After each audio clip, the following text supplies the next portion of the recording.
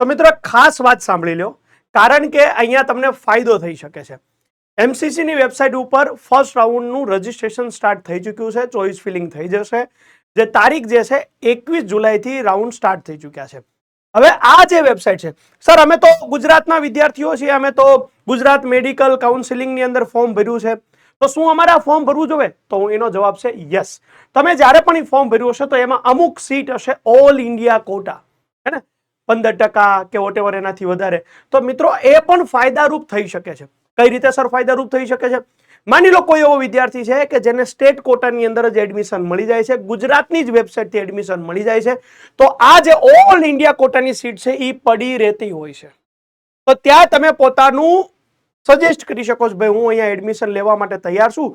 તો એ તમને શું કરશે? માની લો કે 10 સીટ પડી છે, માની લો કે 10 સીટ પડી છે, તો 10 સીટમાં બની શકે 5 વિદ્યાર્થીઓ જ હાજર થયા, 5 વિદ્યાર્થીઓ જ પોતાની રજૂઆત દર્શાવી, તો ડાયરેક્ટ એડમિશન થઈ જશે. એ ક્યારે થાય, કેવી રીતના થાય એ પણ આપણે જોશું, પણ એની માટે જરૂરી છે કે તમે આની અંદર પ્રવેશો. તો મિત્રો મેડિકલ કાઉન્સિલિંગ કમિટી સીધું લખવાનું છે ગૂગલની અંદર MCC, બરાબર છે, અને એનાથી આ પેજ ખુલી જશે. તમે જશો યુજી મેડિકલની અંદર, યુજી મેડિકલની અંદર તમે જશો તો ઓનલાઈન રજીસ્ટ્રેશન તમે કરી શકો છો. સેમ અહીંયા પણ ડિપોઝિટ આપવાની છે, જે રીતે તમે ગુજરાત મેડિકલ કાઉન્સિલિંગની અંદર તમે ડિપોઝિટ આપી છે, જે તમને પાછી મળી શકે છે જો તમે પ્રોપર વેથી ચાલો તો. અહીંયા પણ એ જ રીતે છે. અહીંયા જે એનું ટાઈમ ટેબલ છે એ હું તમને બતાવી દઉં. મિત્રો તમે જોશો ને તો આખું ટાઈમ ટેબલ અહીંયા આપ્યું છે. આવું નવું એક બીજું પણ આપ્યું છે આપણને, સ્ટેટ સ્કેડ્યુલ, બરાબર, કારણ કે એમાં બંનેની ડેટ છે, ઓલ ઇન્ડિયા કોટા અને સ્ટેટ. તો કેવી રીતે હોય છે તમે જો, ફર્સ્ટ રાઉન્ડ કાઉન્સિલિંગ સ્ટાર્ટ થયું છે 21 જુલાઈથી લઈને 30 જુલાઈ. તો તમે પોતાનું રજીસ્ટ્રેશન કરશો, એમાં એક ફોર્મની ફી હશે જે રિફંડેબલ નથી હોતી, એ પે કરશો, અને એક ડિપોઝિટ હશે. ટોટલ બે મિક્સ કરીને તમે અહીંયા ભરતા હશો. અહીંયા જેવું તમે આ ફિલ કરશો તો વેરિફિકેશન થશે 7 ઓગસ્ટથી 8 ઓગસ્ટ. પણ એની પહેલા મારી વાત સાંભળજો કે સ્ટેટ કાઉન્સિલિંગ 30 જુલાઈ લખ્યું છે, 6 ઓગસ્ટ સુધી. સર આ કઈ રીતે, મને કઈ સમજાણું નહીં સર. 7 ઓગસ્ટથી 8 ઓગસ્ટ વેરિફિકેશન છે, 30 જુલાઈથી 6 ઓગસ્ટ પાછું સ્ટેટ કાઉન્સિલિંગ છે. તો કેવી રીતે હોય? પહેલા મિત્રો આનું બહાર પડશે, પછી સ્ટેટ હોય, પાછું all India quota state, all India quota state, all India quota state. અને એની માટે આ પેજ છે, જુઓ તમે કે 18 તારીખથી 19 જુલાઈ ને બધી વાત થઈ ગઈ. અને હવે આપણું જે સ્ટાર્ટ થયું છે, બરાબર છે, 2 સેકન્ડ તમને અહીંયા બતાવી દઉં. તો આ PDF ખાસ તમે ડાઉનલોડ કરી લેજો કે જે અહીંયા લખ્યું છે રજીસ્ટ્રેશન ને પેમેન્ટ 21 જુલાઈથી લઈને, તમે અહીંયા નોટ કરી શકો છો, 21 જુલાઈથી લઈને 28 જુલાઈ સુધી તમે ઓલ ઇન્ડિયા કોટામાં પોતાનું રજીસ્ટ્રેશન કરશો. ચોઇસ ફિલિંગ લોક થઈ જશે 22 જુલાઈથી 28 જુલાઈની વચ્ચે તમે કરી શકો છો. ત્યાં સુધી તમે ગમે તે ઉપર નીચે કરો કોલેજ. સીટ એલોટમેન્ટ 29 જુલાઈથી 30 જુલાઈની વચ્ચે થઈ જશે. મતલબ કે તમને કે કોઈ વિદ્યાર્થીને અહીંયા ક્યાં સીટ મળી છે, જે ચોઇસ ફિલિંગ કરી છે એ પ્રમાણે એડમિશન થઈ જશે. અને એનું રિઝલ્ટ જે છે 31 જુલાઈએ આવી જશે. અને તમે રિપોર્ટિંગ જ્યાં એડમિશન થયું છે ત્યાં તમે રિપોર્ટિંગ કરશો 1 ઓગસ્ટથી લઈને 6 ઓગસ્ટ. બરાબર. હવે બની શકે, માની લો, મારી વાત સાંભળજો, કોઈ એક કોલેજની આપણે વાત કરીએ કે જેમાં 100 સીટ હતી, બરાબર, 100 સીટ હતી. મિત્રો ઓલ એમ્સની જેટલી કોલેજ છે એ તો અહીંથી એડમિશન થાય છે, પણ આપણી સ્ટેટની જે અમુક કોલેજ હોય છે એમાં પણ ઓલ ઇન્ડિયા કોટા અમુક કોલેજોની અંદર હોય છે, તો તમે અહીંથી એડમિશન લઈ શકો છો.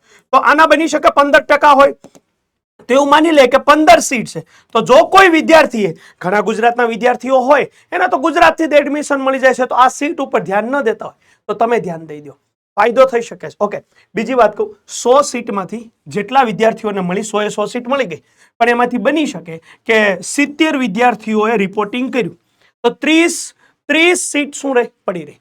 ઈ કોલેજ 30 સીટ વેકેન્સી છે એવું આગળ આપશે અને ઈ ઓપન થઈ જશે બીજા રાઉન્ડ માટે. સમજી ગયા? તો એટલે અહીંયા લખ્યું છે કે 21 જુલાઈથી લઈને 30 જુલાઈ તક આ છે, રિપોર્ટિંગ થઈ ગયું, ખાલી રહ્યું તો એ સમયગાળા દરમિયાન તમે 30 જુલાઈથી જો 6 ઓગસ્ટ છે તો ખાલી રહ્યું એની ડેટ પણ અહીંયા આવી, સીટ પણ અહીંયા આવી જશે. તમે એનો ફાયદો ઉઠાવી લો અને ગુજરાતની અંદર કોલેજની અંદર પણ એડમિશન લઈ શકો છો. ઓકે, એક તો આ વાત થઈ ગઈ. તો ટોટલી ફર્સ્ટ રાઉન્ડ છે મિત્રો, ફર્સ્ટ રાઉન્ડ છે અહીંયા. તો હું તમને આની અંદર ડેટ બતાવી દઉં છું, આમાં જ મસ્ત બતાવી દઉં. ફર્સ્ટ રાઉન્ડ 21 જુલાઈથી લઈને 30 જુલાઈ. પછી સ્ટેટ કાઉન્સિલિંગ આ જ વેબસાઇટ થ્રુ, ગુજરાતની વેબસાઇટનું અલગ છે, 30 જુલાઈથી 6 ઓગસ્ટ, બરાબર.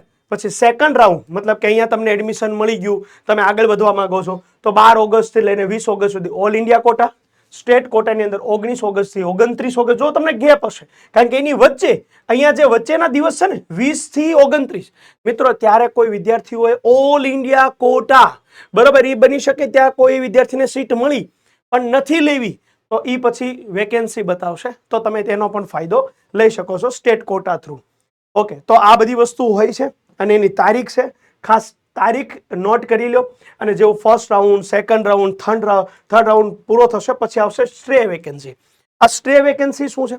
તો મિત્રો, જ્યારે સ્ટ્રે વેકેન્સી પહેલા ત્રીજો રાઉન્ડ પૂરો થશે, દરેક કોલેજ પાસે અમુક સીટ હશે, એને શો કરવામાં આવશે કે ભાઈ અહીંયા સીટ છે, તો તમે જે તે કોલેજે જઈને પોતાનું એડમિશનને આગળ વધારશો. હવે માની લો કોઈ કોલેજ પાસે 10 સીટ છે, ત્યાં પહોંચી ગયા 20 વિદ્યાર્થીઓ, તો રિઝલ્ટ પ્રમાણે થશે 10 સીટ છે, 10 વિદ્યાર્થીઓ આવ્યા એ તારીખની વચ્ચે, તો ભાઈ સાહેબ ફાયદો હશે. તો આવું ઘણા વિદ્યાર્થીઓ કરતા હોય છે, અને આવું ગુજરાતમાં પણ મેં જોયું છે, ઘણી જગ્યાએ બને છે કે વિદ્યાર્થીઓને ખબર નથી હોતી ઓલ ઇન્ડિયા કોટા છે ને એમાં ફોર્મ નથી ભરતા, અને પરિણામે જે ભાઈ થોડુંક રિઝલ્ટ ડાઉન હતું પણ ઓલ ઇન્ડિયા કોટા થ્રુ ભાઈને મળી ગયું, તો એવો ફાયદો થઈ શકે છે.